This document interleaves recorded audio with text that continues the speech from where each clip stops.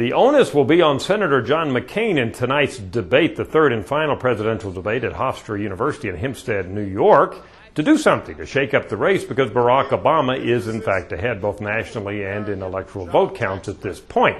What is it that McCain could do? Well, we reviewed a lot of our recent data, and we find 5 areas where McCain is either ahead of Barack Obama or roughly at parity with Obama. And in this environment, where Obama's ahead, those represent relative strengths for McCain that he could emphasize. Let's look at them. First of all, his image.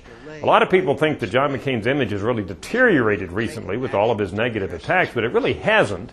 His favorable ratings are just a few points lower than those of Barack Obama. So it's still, that is, McCain's image still quite a bit more positive than negative, and he could, of course, play off that in the debate. Second, terrorism. That's been a strength for McCain all year, continues to be now. He does better than Obama on that. And on the war in Iraq, he has a slight advantage, that is McCain over Obama, and that's something that, of course, he could talk about and emphasize as well. A couple of other areas where McCain is on parity with Obama, being a strong and decisive leader, and also in terms of being able to manage government effectively. Obama doesn't have an edge on those, so McCain presumably could talk about those and emphasize that in the debate tonight.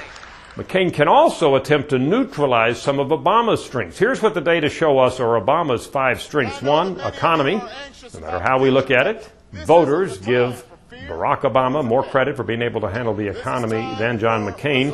Number 2, understanding the problems of the average American, empathy. Obama really does well there. And third, having a plan to fix the problems of America. Obama does better than McCain on that one. Fourth and fifth, Obama is not a Republican, and that's good news because the Republican Party's image now is significantly lower than the favorable image of the Democratic Party. And finally, there is not a connection between Barack Obama and George Bush, and Bush has 25% job approval ratings, and that's not a plus at this point.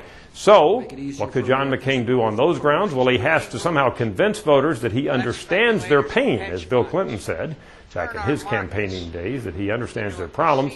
And it looks like, based on these data, McCain needs to distance himself from his own party to some degree, and perhaps most importantly, convince Americans he could fix the economic problems we are in as well as or better than Barack Obama. We'll see what happens after the dust settles in tonight's third and final debate, but the challenge again is for John McCain to somehow shake up this race if he wants to have a chance of winning on November 4th. I'm Dr. Frank Newport, Editor-in-Chief of the Gallup Poll.